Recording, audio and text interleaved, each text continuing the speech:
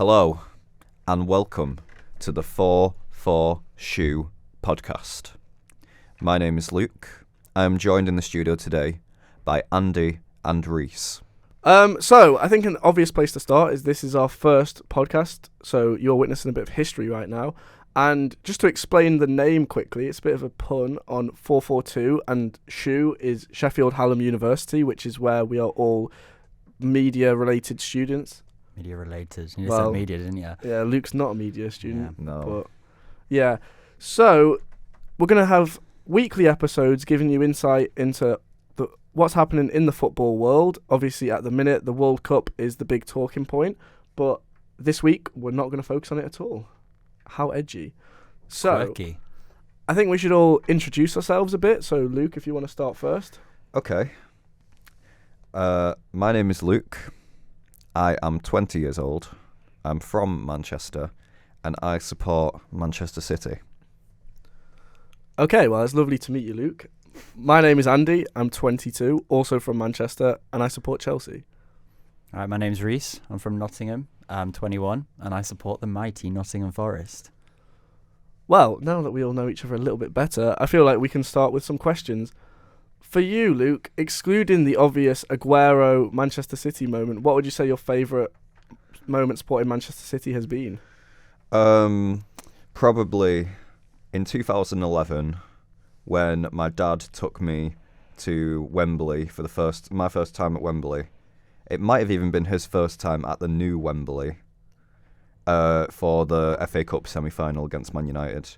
You will remember 1-0, Yaya Toure. Yeah, I do remember that, yeah. The best Poznan of all time, apparently, I was involved in. So it's either that, or from last season, the Gundogan last-minute winner, where I got on the pitch. Yeah, position. So tell us a bit about that. What was that like? Talk us through the day. The day. Okay, so we start nice and early in the morning. I'm in Sheffield. I meet my friend Owen at the train station. We get on the train, get to Piccadilly. We get the tram from Piccadilly to Etihad campus. We had a pint in pub. We were waiting ages for it because it was just absolutely rammed.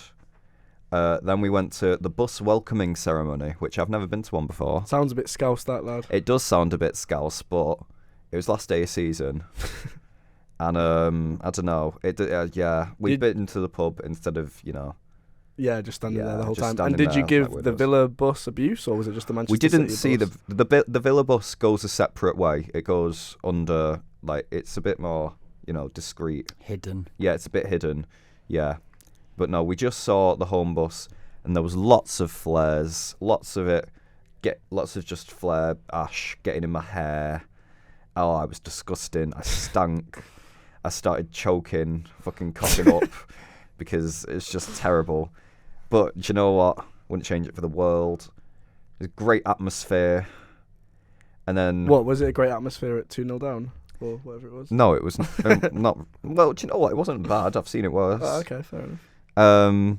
Yeah, we go 1-0 down. Oh, before kick-off, there was a big thing because they'd sprayed the sprinklers were continuing on one side of the pitch Right, to make it more just to make it more slippy. And it was the side that. So every other home match that season, don't know if it's the same this season, we'd always be kicking first half. We'd be kicking towards the south stand. Okay.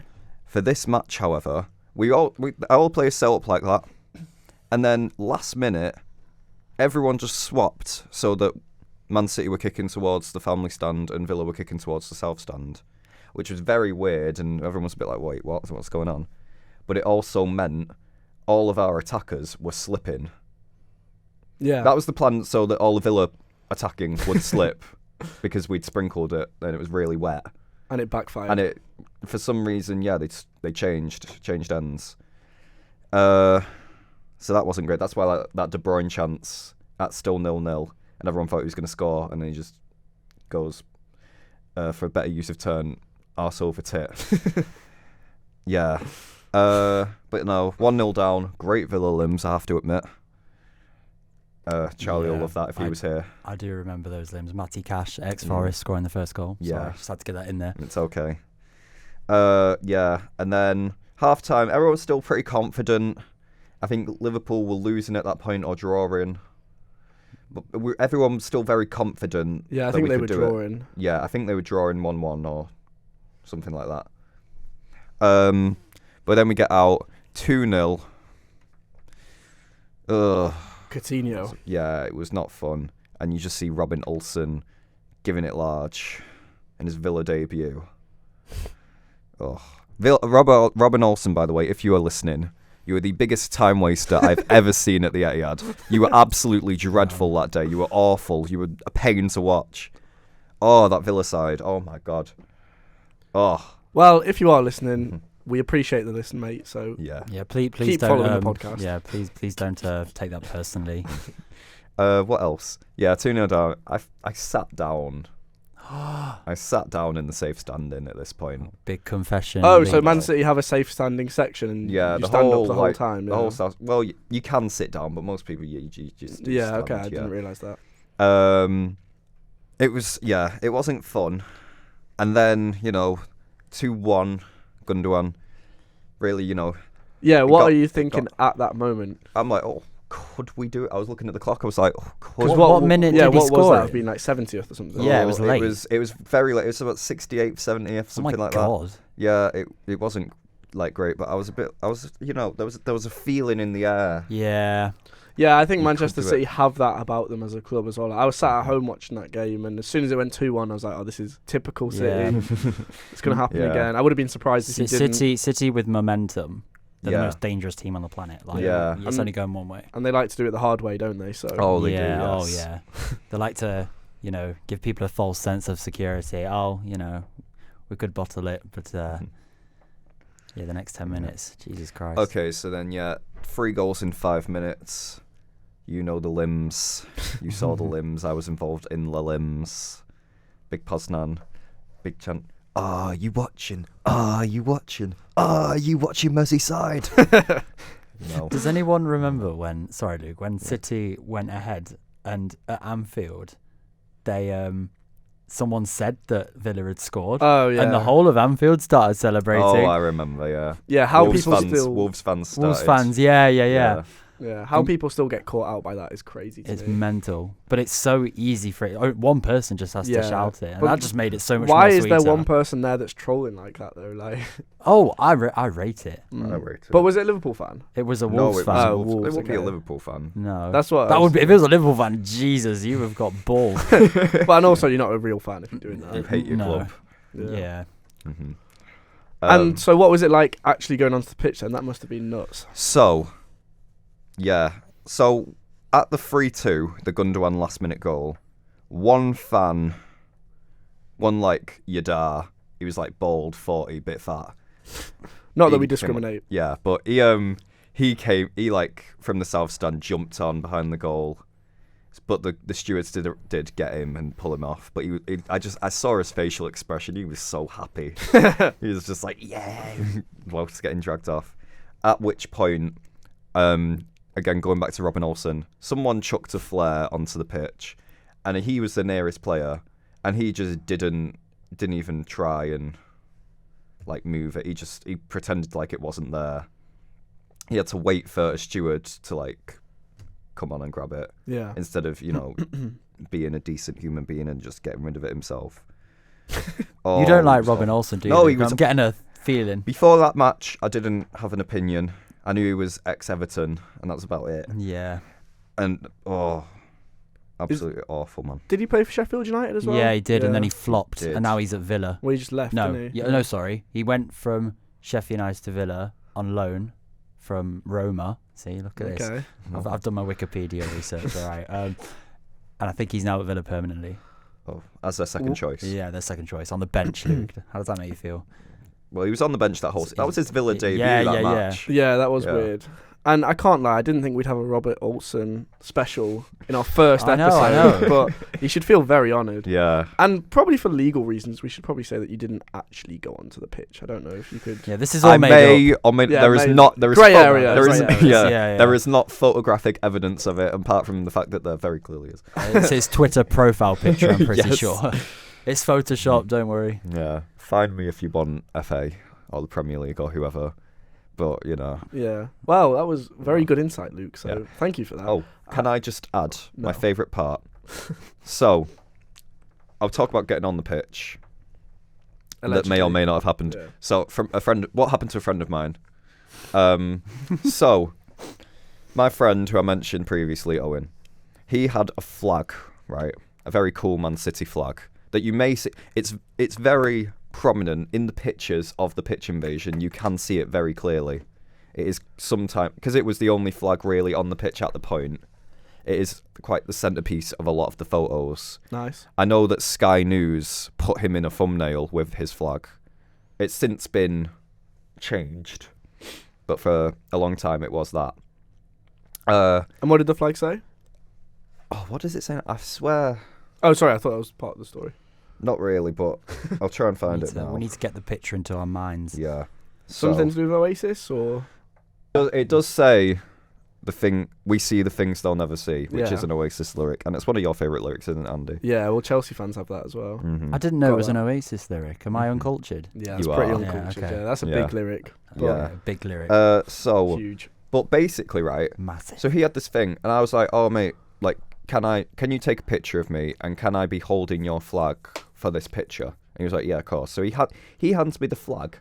At which point, right, from the south stand, someone who clearly hadn't got on the pitch at this point, they chuck a flare, right, and it goes directly over my right shoulder, and it's like I've got the flag. I haven't like got the flag like that. I've kind of got it like in a bit of a bundle.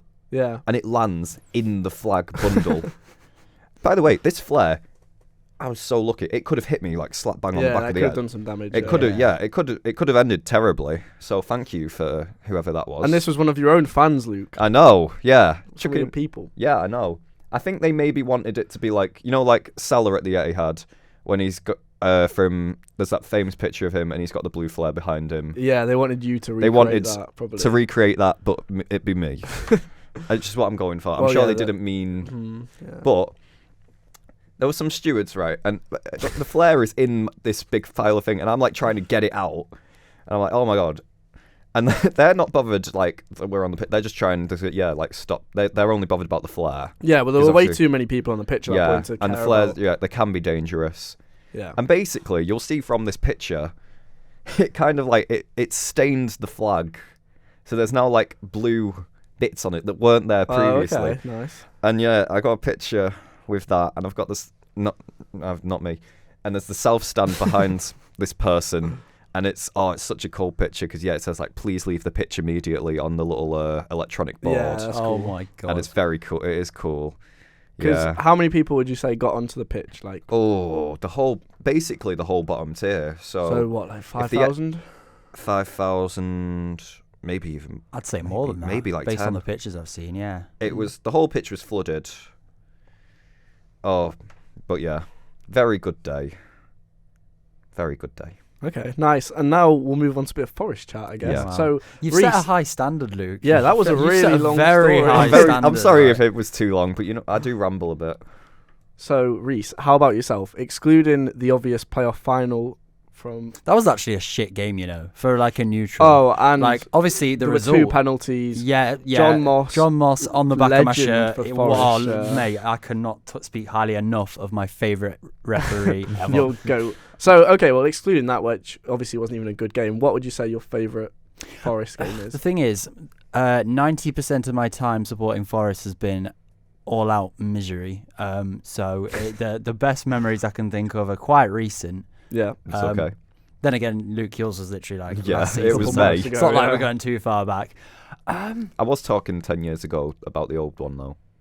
The The Yaya Toure, Yeah. Wembley. Yeah. I mean, again, I've only regularly started going to games as well the last few seasons because it sounds boring, but the playoff semi-final, like, Okay. just because Forest have a reputation for like Bottling getting to playoff. the we'll get a convincing lead, and then it'll just all like I remember I wasn't there, but playoff semi-final against Yeovil 10 years ago, we were literally chanting "Que sera, sera" in the last 10 minutes, and we lost the game. Oof. It was something like 5-2. Wait, so what score was it at that point? I can't remember, but we had a convincing lead, and it was the semi-final before that was Sheffield United, ironically. So, which was in like 2003. So I couldn't even tell you much about it. But this game kind of followed the same script. We were 3-1 up at half time on aggregate, and then in the second half, Sheffield United scored within like a minute. Scored by the one and only Morgan Gibbs-White. Hated him at the time. What a difference a few months makes. Yeah, £140 million bid, and here we are. I like Morgan Gibbs-White. I've mentioned it. But yeah, he scored, and I was like, he's an all right player. Him might have to try and sign him. But yeah, they basically dominated us, and it felt like Banterera Forest were back. And then went to extra time. I hated every second of it. I was literally because I was sat on my own, like I couldn't get a ticket with my mate, so I was literally just there like. Do you not just because one of our mates when we went to the Villa match, they were in a completely different area, but they just kind of came in with us like. It was completely sold out though.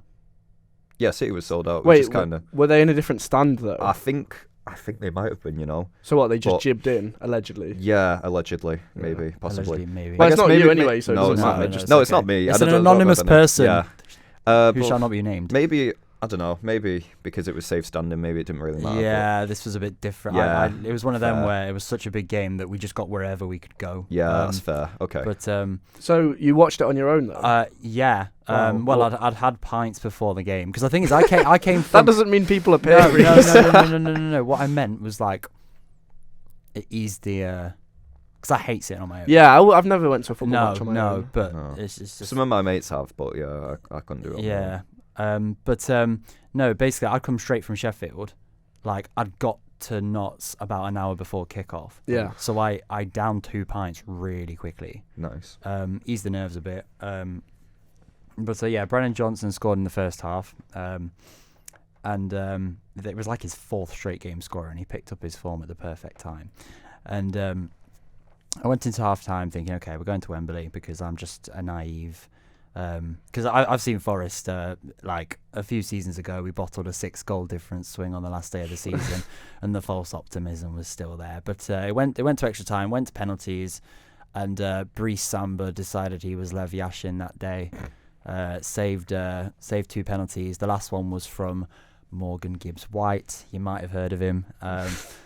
But yeah, when he saved the last penalty, it was just like the most euphoric feeling I've ever had. There was a pitch invasion. Yeah, you didn't make it. It was mainly the bottom tiers. Yeah. Well, it's hard when you're top, isn't it? I was top. I was very top. And oh, no, yeah, I know. I probably could have got down, to be fair, but I thought, you know what, we haven't won anything yet. I don't want to get too like. But at the same time, it's a semi-final. Yeah. But that was a big deal for us. And how many opportunities do you get to actually go on the pitch? Not many. No, so you got to grab the thing is, the last time there was a pitch invasion at a Forest game was when we survived relegation from to League One on goal difference on the last day. Wow. So this was like. When would that have been? Like that 10 was 2016. Oh wow, not even that long. Yeah. I watched the game on TV. Because I think it was Blackburn had to win by 2 goals. We had to lose by 2 goals. Like we were the favourites to stay up, but it was still like it was close. Wait, this was Blackburn getting relegated to League One. Blackburn got relegated to League One. Oh no, I remember. I didn't know that. What year was this? 2017, I think. Okay. It was either 16 or 17 at the time. I think it was 17. At the time, we were a club in a lot of like turmoil, because like. We had an owner who wasn't very good. We had a transfer embargo. And then, Mr. Greek Mafia man, Evangelos Marinakis, came in. The least controversial man in football, may I add. Yeah, aside from the match-fixing allegations. Anyway, I'm not going to get into that because I could get myself killed. But basically, it was just a real. It was kind of symbolic of just how far we've come as a club. And then obviously we got the day out at Wembley. Pretty boring game. Not a lot happened. It's all about results, though. It is, yeah. But yeah, I know. You said not Wembley, so I picked the semi-final, which is a bit of a boring answer. I'll give a bit more of an interesting one, right? I've got two. There was a 4-2 win against Leeds United a few seasons ago, and that's when they were like at their best under Bielsa, which was quite a good game. We then beat them So we I remember that. Actually, both home games we played against Bielsa's Leeds, who are the best, aside from Premier League teams, the best footballing side I've seen in person.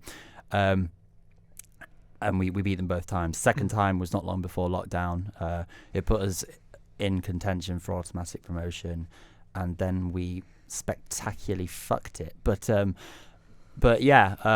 think also recently I saw us win a Premier League game for the first time against Crystal Palace. Nice. That was quite special. Yeah.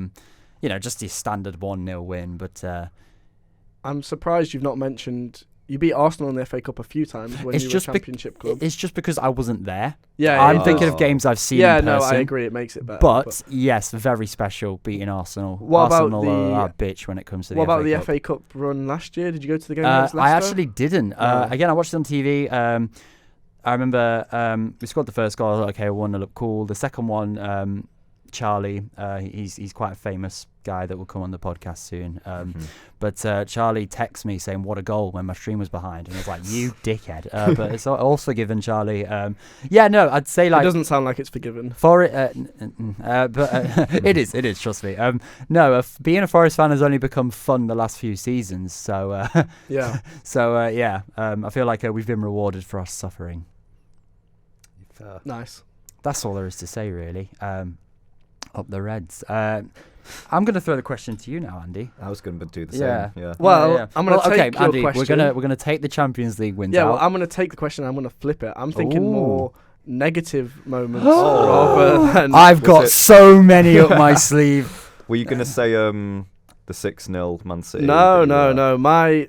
The moment that sticks out to me is it was the 15th of March. 2014. That's your birthday, isn't it? Yeah, my birthday. Wow. 2014, so I'm 14 at this point. Oh, yeah, you're 14. Me and my dad drive to Villa Park. Chelsea are on their way to win a Premier League title. This is the season, the Gerrard slip season. Oh, yes. Where it's actually quite odd that no one mentions the fact that Chelsea bottled this season just as badly as Liverpool. I just think of Liverpool. Yeah, everyone thinks Liverpool. Just because they were top. Well, the Gerrard slip is the iconic moment, but Chelsea go to Villa Park, possibly top of the league, definitely within contention of winning a league anyway. And I'm thinking, here we go. Villa, I think they were mid-table. They're probably lower league, like... Because that's when they were like... Wasn't that the season they just got promoted before? No, I don't think it was. They were on the decline, and then they got relegated in. I think was it 2016. They got relegated 15-16. Because it's the year they made the FA Cup final and got 15, absolutely they got dicked by someone. Arsenal. Wasn't this Jack Grealish's first season? He made his debut in 2015-16 because the Football Wordle taught me that.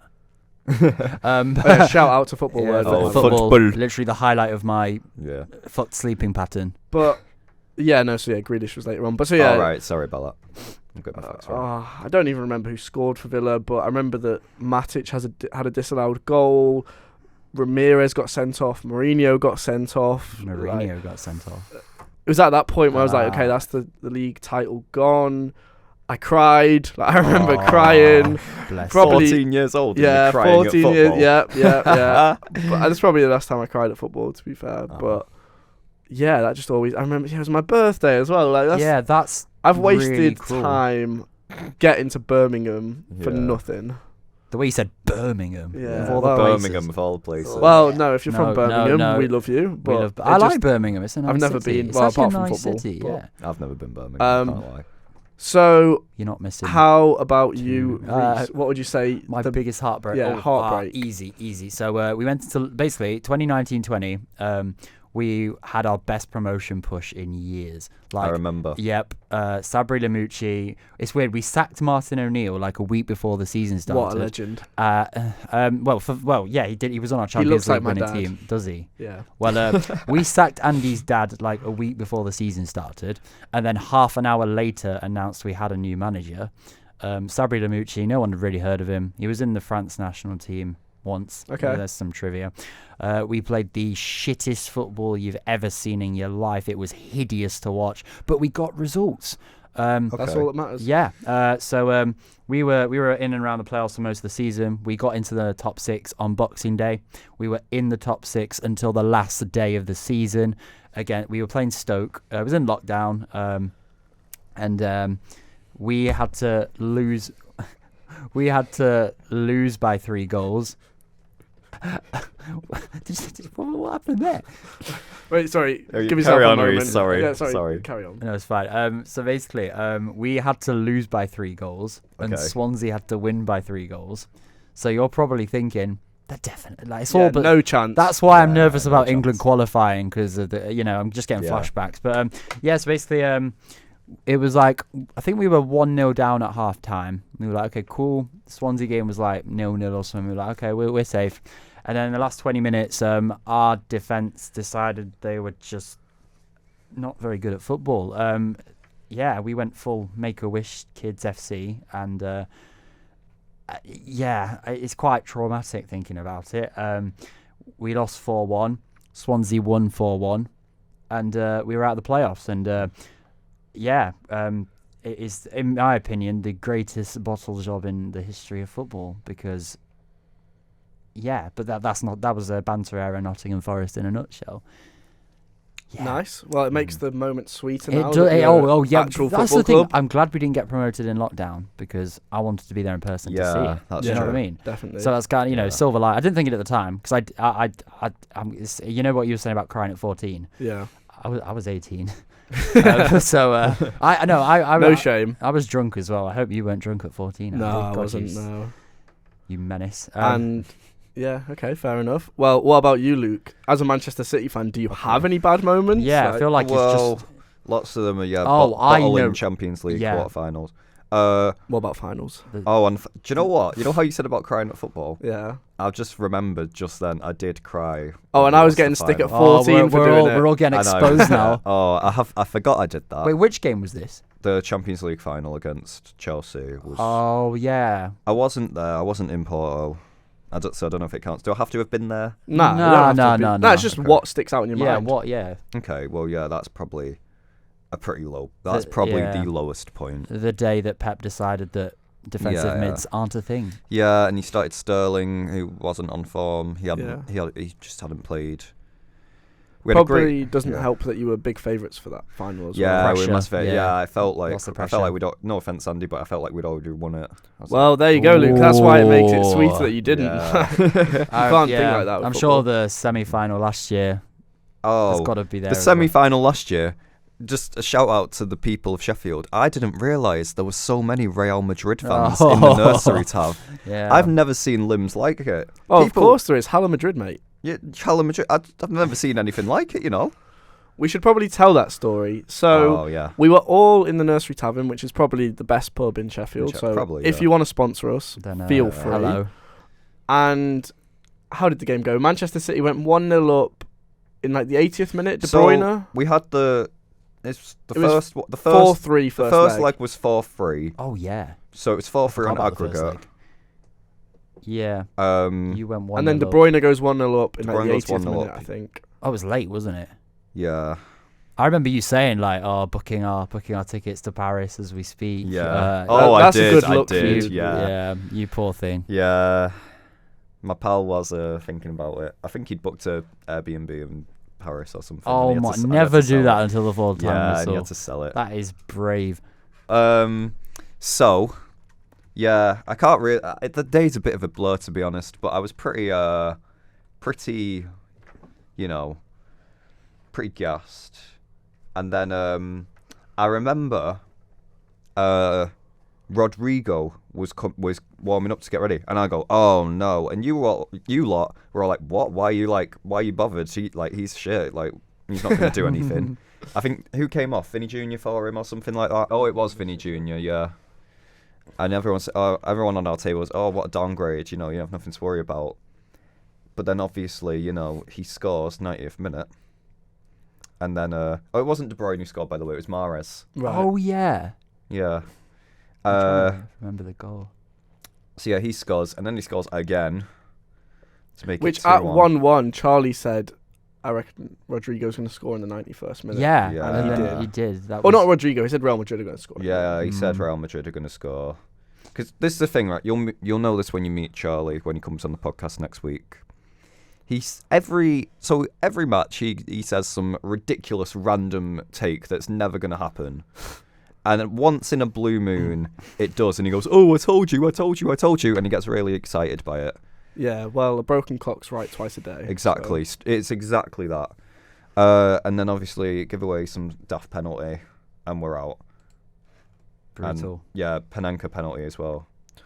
Yeah, it was pretty wild. And suddenly all of Sheffield just, Yeah, decided we were... I don't know. I've never seen anything like... I always thought, like back in the day, my dad said you'd want the English teams to do well in the European Oh, Cup. yeah. I was supporting City that day. Oh, thank you, Not Reece. like... Were you, Reece? No. I'm one of them where, like, when it happened, I was like, wow. Yeah. So, like, I wasn't that arsed, Yeah. but...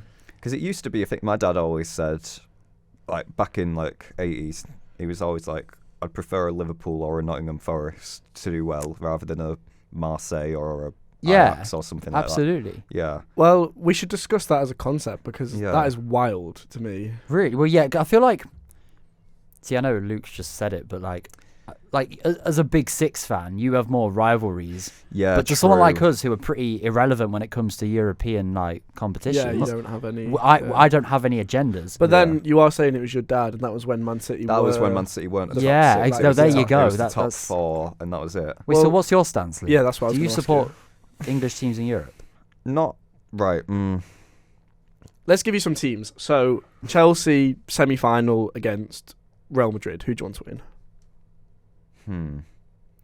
Again, I'm not massively. Again, I can be a bit neutral. I wouldn't particularly be rooting for whoever. Okay, fair enough. You're just like whatever. Yeah, kind of whatever. But I guess Real Madrid, in terms of Champions Leagues, they've got enough. So I'd probably be rooting for Chelsea because it would mean they'd have 3 compared to Real Madrid's 14. That's the thing. I see the amount of Champions League titles like a country has as a bragging right. Yeah, but as a team has as well, like Real Madrid with the. They have. Oh, it's just insane, isn't it? Just let someone else have it. For exactly. God's sake. Yeah.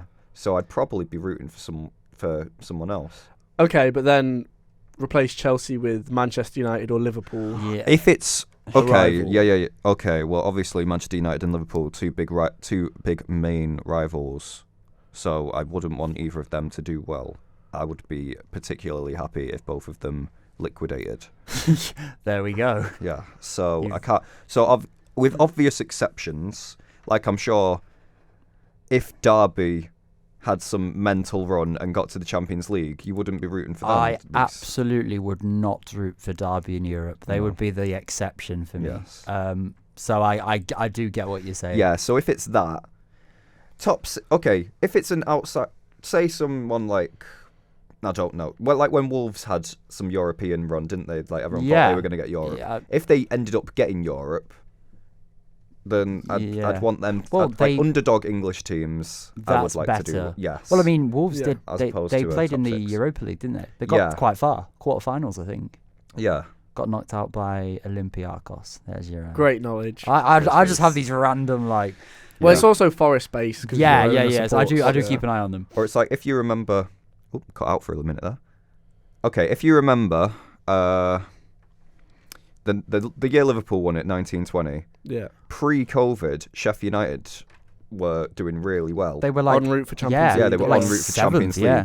And here's a controversial take. I think if COVID hadn't happened, they would have at least got Europa League spot. Yeah, I don't think that's controversial. Yeah, no. It's the same. It's the Obviously. same with like Forest. Like our promotion push was halted by lockdown. The momentum And I think these are teams that have really good support as well. Without fans in the stadium, it really screws you over. Yeah. Because Sheffield United, they weren't just like shithousing results. They were playing nice football. Yeah, they were. They were a really good team to watch. Mm-hmm.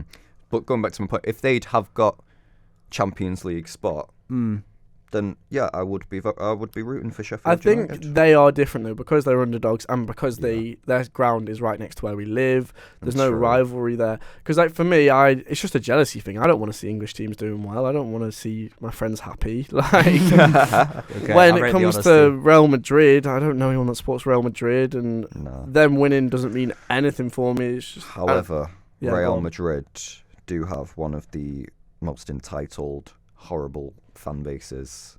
Yes, they are so entitled. I do. Yeah, in general they are. Yeah, ridiculous. but it's because look at the club. Like I think, I do agree with what Luke's saying, but I also think that when you perform to that level, you're gonna have very high standards put on you. True. I do think they're a toxic fan base, but I do get that's the word I'm looking for. Toxic. Toxic. Yeah. But I kind of see both sides of it. But surely, like a lot of Manchester City fans, sort of have the same expectations now because you've won a million Premier Leagues. For you, the Champions League's the missing piece. It is for me. I've found a very big divide in the fan base, and a lot of the older fans are very content, and some of them are like, "Oh, I'd much rather win the Premier League 10 more times than win the Champions League ever." And then you do have younger fans want to win it. Younger fans that are like local, and now we do have a bit more. Over recent years, we have found a bit more of an international fan base. Oh, of course, yeah. Which, with success, it does come. Who are again very much, I want to win Champions League. I want this, I want that. I'd happily sack off the Prem and let someone else win it. Yeah, that's interesting. But what I mean is, this season, for example, Arsenal are top of the Premier League. Yeah. Let's say you don't win the Champions League. I'd be interested to see how your fan base reacted to a trophyless season. I think a trophyless season this season. Yeah, I think people would go mental. Yeah, it'd be a bit disappointing, especially with this transfer window we had and the expectations at the start of the season. Yeah, because you can't base it just off people on Twitter, but no, Manchester City fans on Twitter are kind of what you're saying about Real Madrid, like entitled, expect success. There are some good ones, but there are some absolutely dreadful ones as well. I just think as a fan base gets bigger, I feel like the ones who have the worst opinions are gonna be more. What's the word? Prominent. You know what I mean? Yeah. So I feel like any team that's successful will have a seemingly toxic fan base. Yeah. I don't think City fans are too bad personally. Oh yeah, no. In general, no. But I do. There is a sense of entitlement that you can't avoid if you're winning trophies. Yeah, of course. Yeah. So I think we should think about wrapping things up as a first episode. Okay. Lovely stuff. So I guess we just say the reason why we started a podcast is because we're all big football fans, and it's more for us than anyone else, to be honest. Where we just want to listen back to our opinions. Waffle, yeah. Get to speak to mates. We just get to throw our opinions out into the universe, see what happens, and who knows, maybe we become the next Tom Garrett, or maybe we become the next Rory Jennings. Well, now True Geordie's been cancelled, someone's got to take his place. Yeah, true. Well, if we become the next Rory Jennings, we've got to get some controversial football opinions out there at some point. Say something ridiculous like Newcastle are overrated. Oh. We'll dive more into that next episode, I think. Yeah. But yeah, well, thanks for listening, and I hope you've enjoyed. And if you have, let us know. Give us some. Please subscribe to the YouTube channel. Don't forget to like, comment, and subscribe. Mm-hmm. And maybe next week we'll actually have some visuals as well. Yeah. Well, and our next episode is going to be a World Cup special. We are about 2 weeks into the World Cup, but we like to do things differently here. Yeah, we will. We'll tell you what date it is when we're recording and what's just happened. Mm-hmm. And we'll give you a World Cup special of predictions, favourite World Cup memories, all that good stuff. Lovely stuff. Yeah. The countdown's on. And just so everyone knows, Andy, you're not actually English, are you, when it comes to the... Scouse not English. Oh, shut up. No, I support the Republic of Ireland, yeah. Yeah. Andy's dad is Irish, and therefore he's Irish when it comes to international tournaments. So he's not in this World Cup, unfortunately. So we'll dive more into that next week. And can't wait. Yeah. Okay, well, yeah, thanks for listening. I hope you've enjoyed.